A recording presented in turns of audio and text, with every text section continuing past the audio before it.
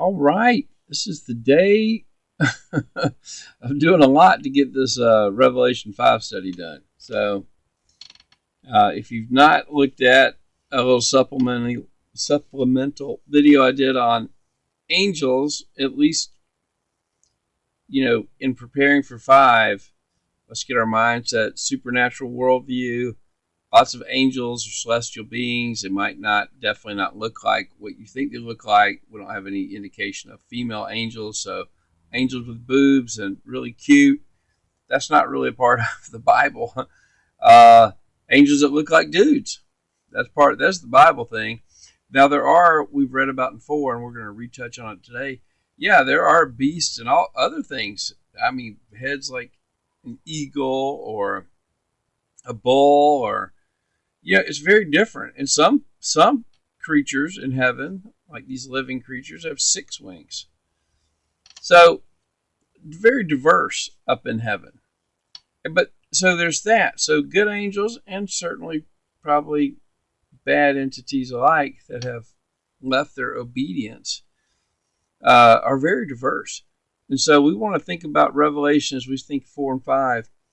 We want to at least get a supernatural worldview going, but we need to think of 2 categories, whether it's invisible spiritual beings or humans.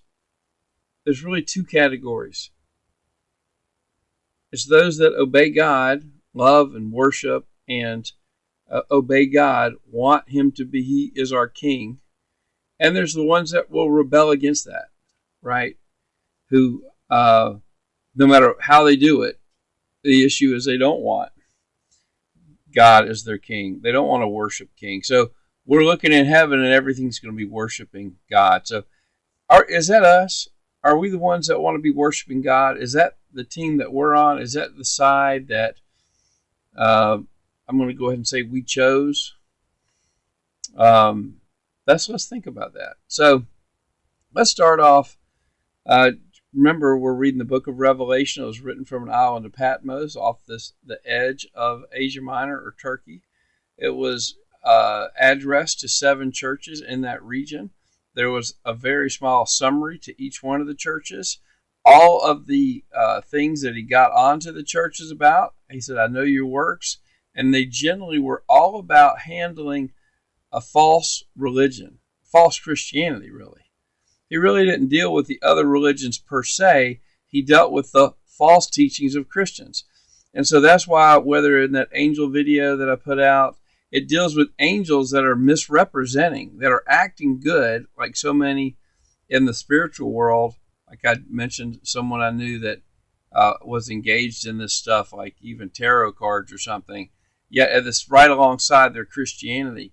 And that's a lot of what we read about in these 7 churches, this idea of the bad people in the churches were the ones that were giving a false gospel like that, right? False teachers, false gods.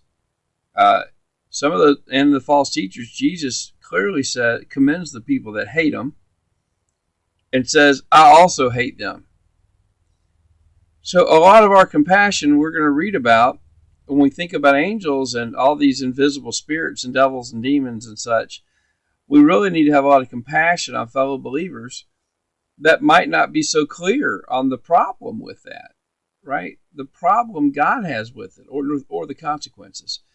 And so on one hand, I want to present that because we're going to see an entire war in heaven, right? We're going to hear in this book people being thrown into the lake of fire along with these fallen, evil angels and other kinds of disembodied spirits. So discerning good from bad is one of the biggest things we hear about in the first 7 churches. So of course I'm going to do a video about that. And thankfully a friend we've had good conversation about it, and it's inspired me even more. So look at that angel video if you can. Because when you look through these 7 churches, you're going to hear about dealing with Jezebel, and that's with other gods. And that's what all of this other angel stuff is. If you're in any of the New Age stuff, any of even the yoga poses, they're all aspects of worship, right? Of other things. And we clearly hear Jesus saying he hates them. Regarding Jezebel, which is again, she was she worshipped Baal, other gods and stuff, just like you would think about seances or psychics or other stuff. This interacting with this spiritual world, which we're commanded not to. Here's the consequences that he says to her and those who follow her. I will cast her into a bed of thorns, great tribulation. I will kill her children. This is Jesus. That's what's going to happen. That's how strongly he feels about those involved in this other talking to the dead and to all this stuff. So it's a great warning. So having said that, if you haven't seen the angels one or even another video I did last week, minimum spend some time and let's think about the supernatural world, because we're looking into heaven. So I'm going to read chapter 4, then 5 in succession, and then we'll break out 5. Revelation 4. After this I looked, and behold, a door was opened in heaven, and the first voice which I heard was as it were of a trumpet, talking with me, which said, Come up hither, and I will show thee things which must be hereafter. And immediately I was in the Spirit, and behold, a throne was set in heaven, and one sat on the throne. And he that sat was to look upon like a jasper and a sardine stone. And there was a rainbow round about the throne, in sight like unto an emerald. And round about the throne were 24 seats, and upon the seats I saw 24 elders sitting, clothed in white raiment. And they had on their heads crowns of gold. Then out of the throne proceeded lightnings and thunderings and voices. And there were 7 lamps of fire burning before the throne, which are the 7 spirits of God. Okay, so he goes out of his body in the spirit, and then he's in heaven. We're going to read a little bit later that while in heaven, he's actually touching or doing something. And so I guess evidently he's in his spirit body, and he's in heaven. Okay, and he's seeing these things, which we've heard sort of described before. 6. And before the throne there was a sea of glass like unto crystal, and in the midst of the throne and round about the throne there were 4 beasts full of eyes before and behind. And the first beast was like a lion, and the second beast like a calf. And the third beast had a face of a man, and the fourth beast was like a flying eagle. And the 4 beasts had each of them 6 wings about him, and they were full of eyes within, and they rest not day and night, saying, Holy, holy, holy, Lord God Almighty, which was and is to come. And when those beasts gave glory and honor and thanks to him that sat on the throne, who liveth forever and ever, the 24 elders fell down before him that sat on the throne, and worship him that liveth forever and ever, and cast their crowns before the throne, saying, Thou art worthy, O Lord, to receive glory and honor and power, for thou hast created all things, and for thy pleasure they are and were created. So that's 4, which we did last week. Let's continue in 5. And I saw in the right hand of him that sat on the throne a book, written within and on the backside, sealed with 7 seals. And I saw a strong angel proclaiming with a loud voice, Who is worthy to open the book, and to loose the seals thereof? And no man in heaven, nor in the earth, neither under the earth, was able to open the book, neither to look thereon. And I wept much, because no man was found worthy to open and to read the book, neither to look thereon. And one of the elders saith unto me, Weep not. Behold, the Lion of the tribe of Judah, the Root of David, hath prevailed to open the book, and to loose the 7 seals thereof. And behold, and I beheld, and lo, in the midst of the throne and of the 4 beasts, and in the midst of the elders, stood a lamb as it had been slain, having 7 horns and 7 eyes, which are the spirits of God sent forth into all the earth. He came and took the book out of the right hand of him that sat on the throne. And when he had taken the book, the 4 beasts and 24 elders fell down before the Lamb, having every one of them harps and golden vials full of odors, which are the prayers of saints. And they sung a new song, saying, Thou art worthy to take the book, and to open it, open the seals thereof. For thou wast slain, and hast redeemed us to God by the blood out of every kindred and tongue and people and nation, and hast made us unto our God kings and priests. And we shall reign on the earth.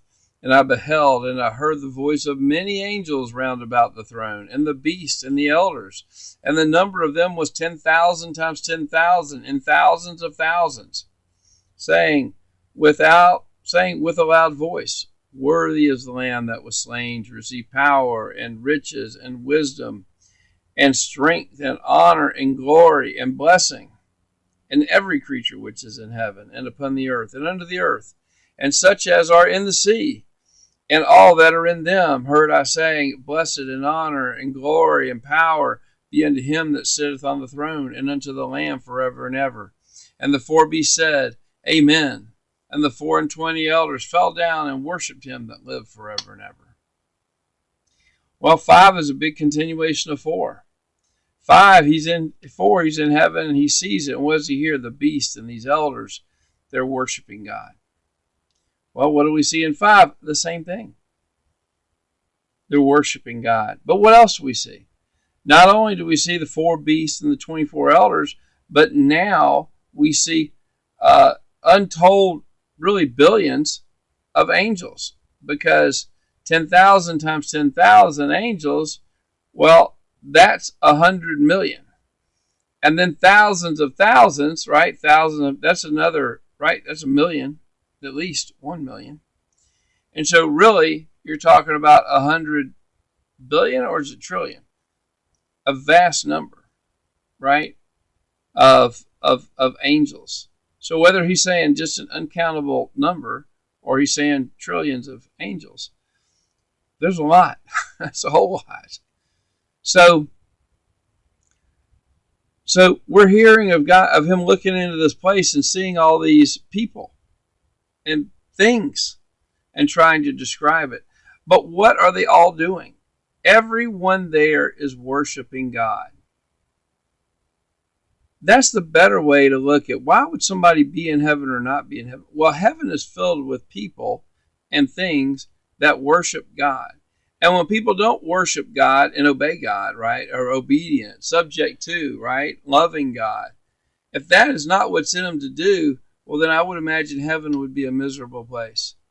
And probably there's no place for someone who is not a true worshiper, a true lover of God. That's why we have to be born again. That's why this place is for us who love Jesus and love God.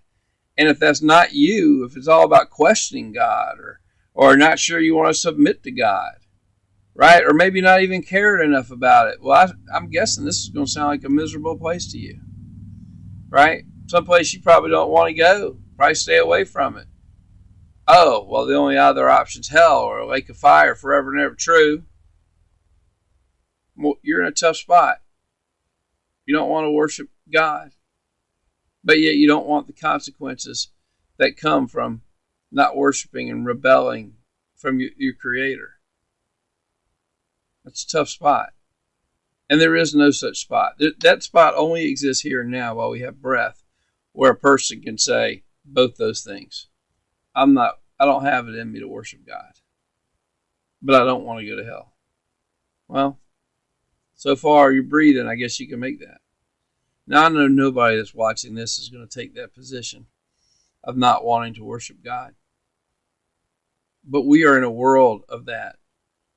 That's the kind of passion. We need to care about that. We need to recognize that, yes, there will be people that do not go to this heaven we're reading about. And we need to give our story, because what's our story? About the salvation? Maybe they've already heard that. Maybe we can tell them how God saved us. Or maybe I thought I was a Christian. I mean, I believe this stuff, and I was spiritual, but maybe I wasn't really all in. Right, maybe I wasn't willing to give everything. I know a testimony of someone like that, and it's a beautiful testimony that there came a day when they were willing to give everything. It's our testimony that might sway that person. So, Because what are we seeing in heaven? Worshiping God. If you're not a God worshiper, and that's not your passion, that's going to be a problem. And so if you're not feeling that way, pray to God that you would be. If you know somebody who doesn't feel that way, pray to God for them and for you that you might be to help them. So let's go ahead and hop in verse by verse. Verse 1, and I saw on the right hand of him that sat on the throne a book written within and on the backside sealed with 7 seals. Okay. Is this the book of life? Well, I guess we can try to figure that out. The Bible talks about several books in heaven. But let's just walk with John as we go down this path. So there is a throne room, and there's a book. I guess like a scroll that has 7 seals. Now, it could be a book. Let's take a look at it. Let's just keep looking. So that's the central topic, right? He's already described the throne room. Now we've got this. We've got the book. It's sealed. And I saw a strong angel proclaiming with a loud voice, "Who is worthy to open the book and to loose the seals thereof?" So now we have an angel talking. I like the way that all angels are definitely not the same. I imagine they're just like, not just like us, but I imagine they have attributes or characteristics sort of like us. I like the way this one was a strong angel. Was this like some kind of Arnold Schwarzenegger angel that came up like, oh? Or was he just a guy that had a really loud voice? I don't know. But his question is, who's worthy? Well, we just heard in chapter 4 that the God's worthy to receive praise, right? So these seals, evidently, let's keep reading. Preview. Opening of these seals or openings of judgments, right? We're going to hear these 7 seals breaking loose in the near future. Next chapter. Verse 3, and no man in heaven, nor in earth, neither under the earth, was able to open the book, neither to look thereon. Okay, so no man. Does that mean no angel, no beast? I don't know. I tend to think it means no one in heaven. So no man in heaven, nor in the earth. That's interesting. Neither under the earth. That's right. Sheol, the grave, right? Hell, Hades, Tartarus, right? Whatever. Guyana. Under the earth. The underworld. It's a real place. Right? It's under the earth too. For sure. Because Jesus says he went into the lower regions of the earth after he died. Lower regions of the earth, real place, regardless of what the science book says. Okay, so those people have agency. So there's no man in heaven, earth, under the earth. Okay, good night. So these people under the earth have the potential to open the book, but they weren't able. So none of those were able to open the book, neither to look thereon. Not only, so they couldn't read it, I guess, couldn't look at it. And it doesn't say worthy, it says able. So John, verse 4, and I wept much because no man was found worthy to open and to read the book, neither to look thereon. Okay, so here we go. This broke John's heart. No one was worthy. I mean, it reminds me of that passage that says, there are none righteous, no, not one. You know, no man was found worthy and to read the book, neither to look thereon. I wonder if John knew what the book was at this point. 5. And one of the elders saith unto me, weep not. Behold, the Lion of the tribe of Judah, the root of David, hath prevailed to open the book and to loose the 7 seals thereof. All right, now we're talking. So this is an elder talking. This really isn't an angel. This is an elder. He already had one angel was talking, a strong angel. Now one of the elders. And he identifies that there is one that's worthy, the Lion of the tribe of Judah. Well, the tribe of Judah is that southern tribe, right? this lineage of Judah being, David, okay, and reference to Jesus, the Messiah, the root of David. And what does it say? He's prevailed to open the book. It doesn't even say he's able. He's prevailed. Jesus overcame the world, right? Jesus overcame all of it through his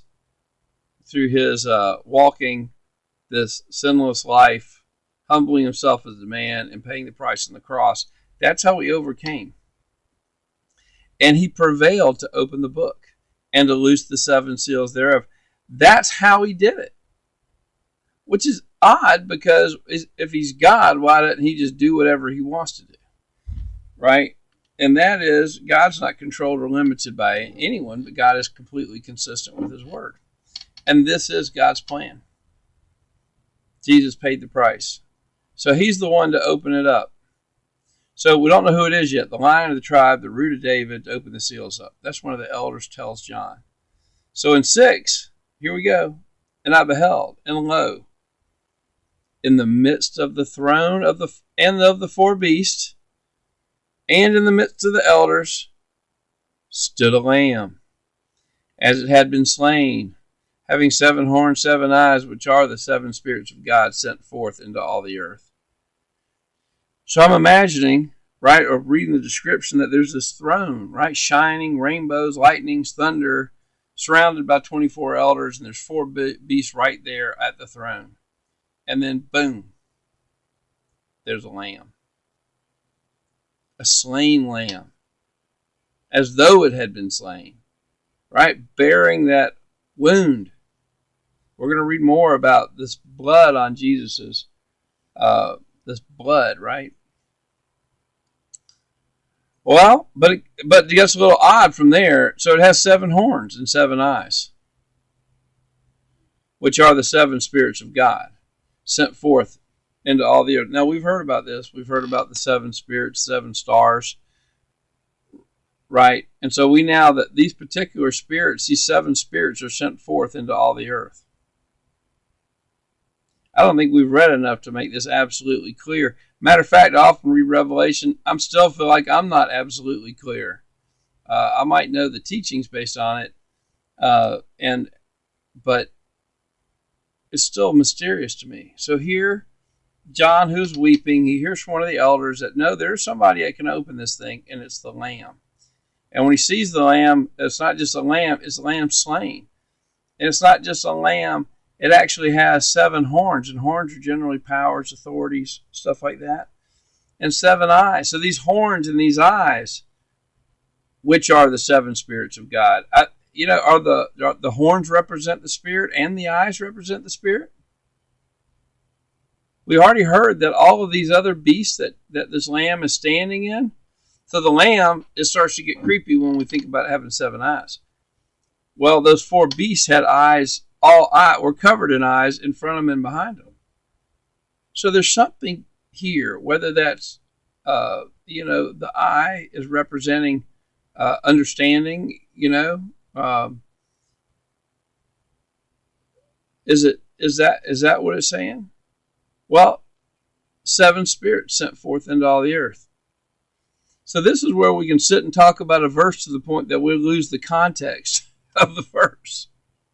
Because I'll sit there and try to figure out the eyes and the horns.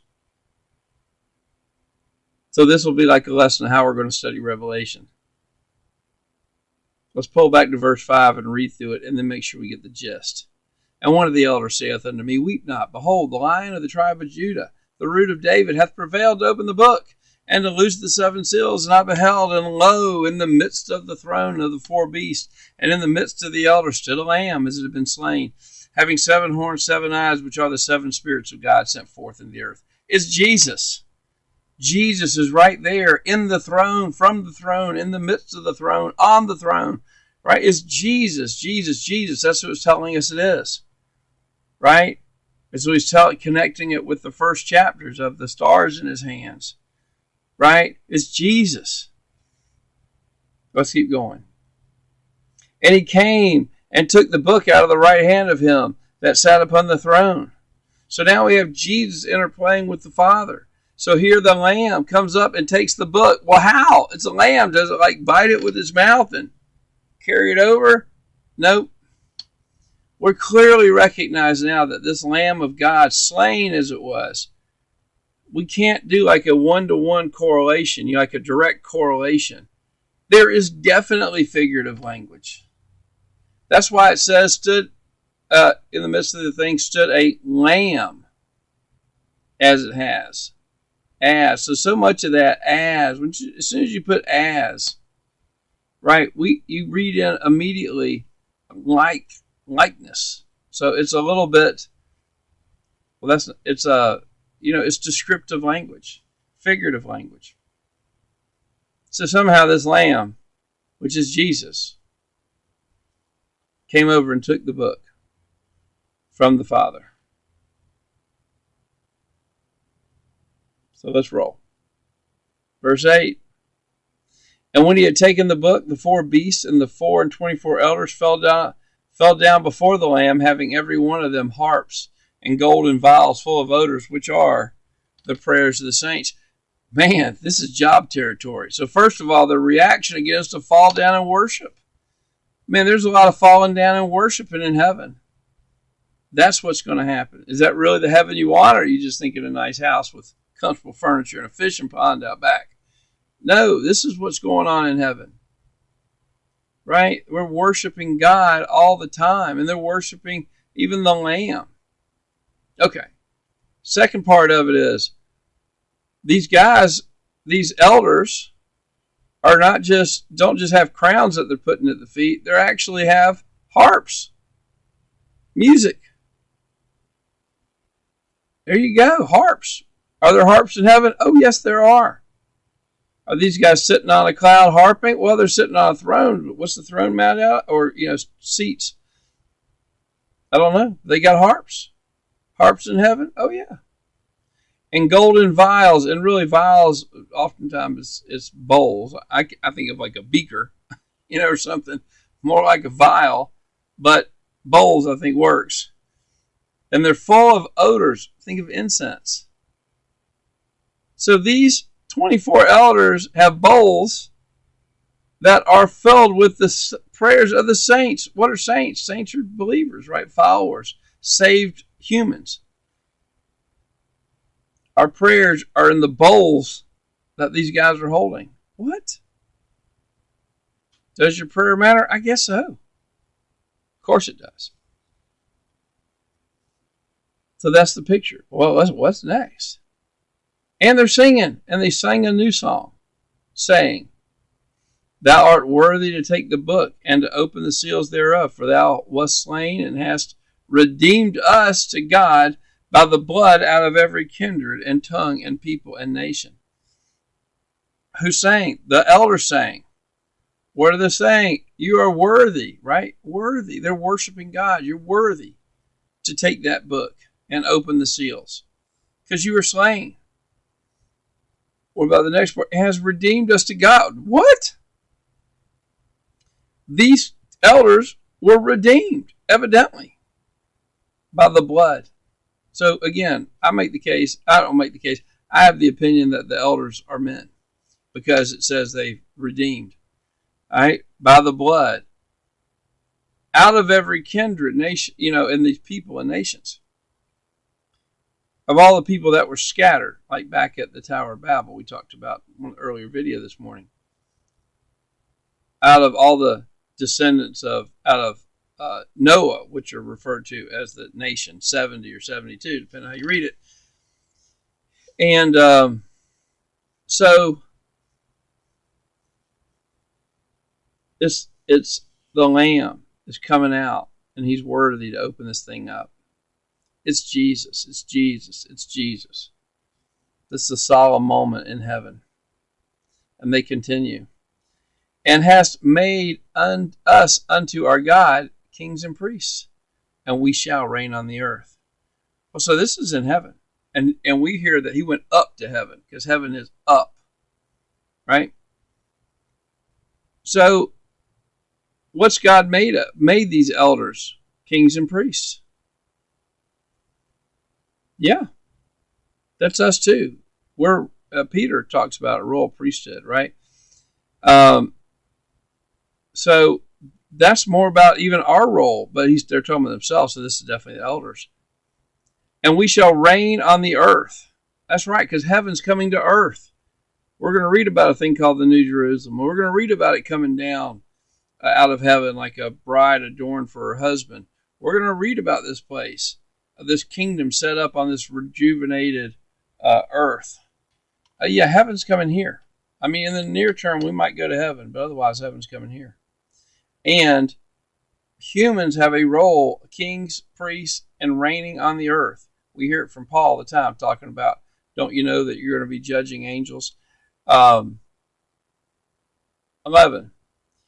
And I beheld, and I heard the voice of many angels round about the throne, and the beast, and the elders, and the number of them was 10,000 times 10,000 and thousands of thousands. Okay, so now he's seeing all this stuff, and he hears a voice of many angels all around the throne, and the beast and the elders, and the number of these angels was 10,000 times 10,000 is 100 million.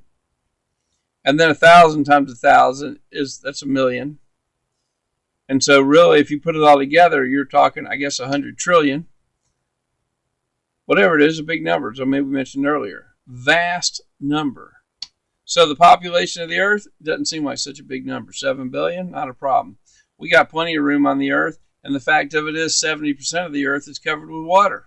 So we're told. Well, in this new world, when the seas pass away and all this stuff we're going to read about in the end of the book, this chapter, not chapter, but of the book of Revelation, we're going to read about that. Well, there's 10 times the amount of space on this earth, right? There's lots of space. And when we hear about this kingdom coming down, this New Jerusalem is a city. It's 1,500 miles high.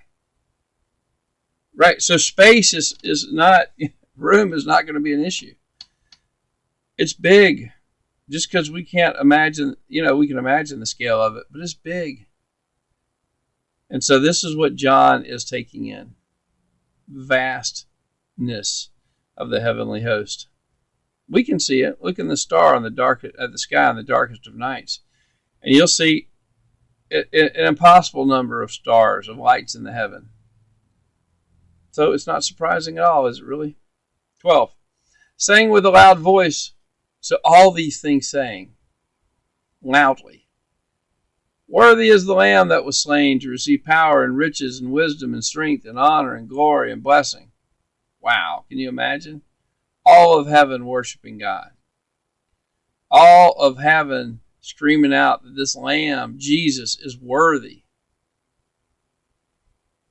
13. And every creature which is in heaven and on the earth and under the earth, and such as are in the sea, and all that are in them, heard I saying, blessing and honor and glory and power be unto him that sitteth on the throne and unto the Lamb forever and ever. So now beyond all the host of heaven,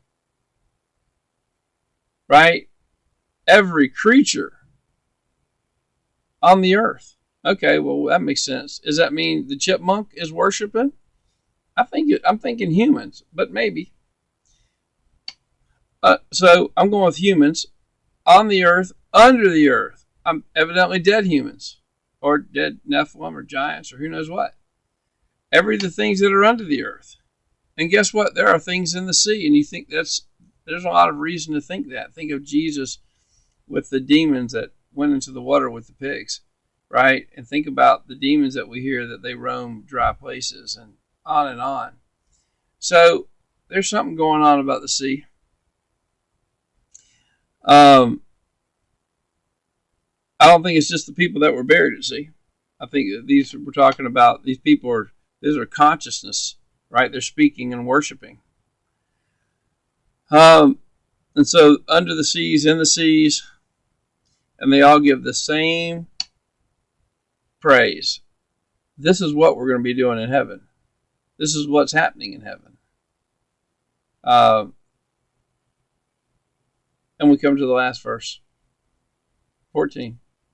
And the four beasts said, Amen. And the 24 elders fell down and worshipped him that liveth forever and ever. So we still see that these beasts and these 24 elders still have this similar thing they do.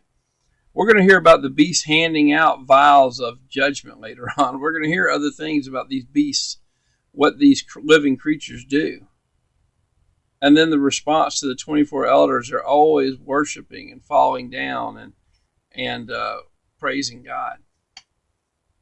So there's a lot going on in heaven that's very specific. And we're going to be a part of that one day. And in a lot of revelation from now on, we're fixing to move away from this general description of the kingdom of heaven. And we're going to move into, like in chapter 6, is the opening of the seals. So we're fixing to switch gears and get into, when these seals open, stuff happens. Like the 4 horsemen, right? Etc. Like big trouble. So really, it's wonderful to take a pause after 5 and just breathe in this worshipful environment. That's the context. So the context is Jesus and John. Intro. Next one, chapters 2 and 3. It's Jesus speaking to these 7 churches. Very personally. Very personal. Chapters 4 and 5 is John describing what he sees in heaven. It's beautiful. It's powerful. It's magnificent. It's like none like anything else in the Bible, in my opinion. Well, we're fixing to move from this too, just like we moved from the letters to the church. We're fixing to move to the seals and the judgments and that narrative, what happens during this end time, heading towards the great day. So enjoy 5. Praise God. He is worthy. Worthy, worthy, worthy. Holy, holy, holy. And with that, we're going to conclude. This is so important for our maturity. If this is new to you, praise God. If this seems old to you, man, let's go deeper. Because we're heading towards a particular outcome. It has a particular purpose. Because just like those elders and the beasts that have a job, guess what? You and I have a job. And it's an amazing job that we get to try to help other people come into the kingdom. Help God redeem his lost children. We get to help people we love, right? Turn from this world and come into the heaven. And that's a good reason to turn away from a lot of this spiritual stuff. I think about what must it take to tell a friend, like, hey man, this spiritual stuff's no good, turn away from it. I can say that because I've sort of done it. And it's terrifying, right? It really is. It's the things you don't want to do. But I can give my witness the times I've done it, especially this recent time I've had these conversations. I've not lost the friend. It's become closer. It's been a good thing, I think. And so this chapters 4 and 5 is something to share with people. Talking about the angels and the spiritual is something to share with people. Talking to people that are involved on the opposite team, even out of the goodness of their heart or anything else, or much less have no interest in worshiping or praising God. Let's care enough, to maybe risk a friendship. In my case, I'll say that it's more than worth it. It made of the friendship much, much better. So, all right, God bless you guys, and I hope to see y'all on Monday. Take care.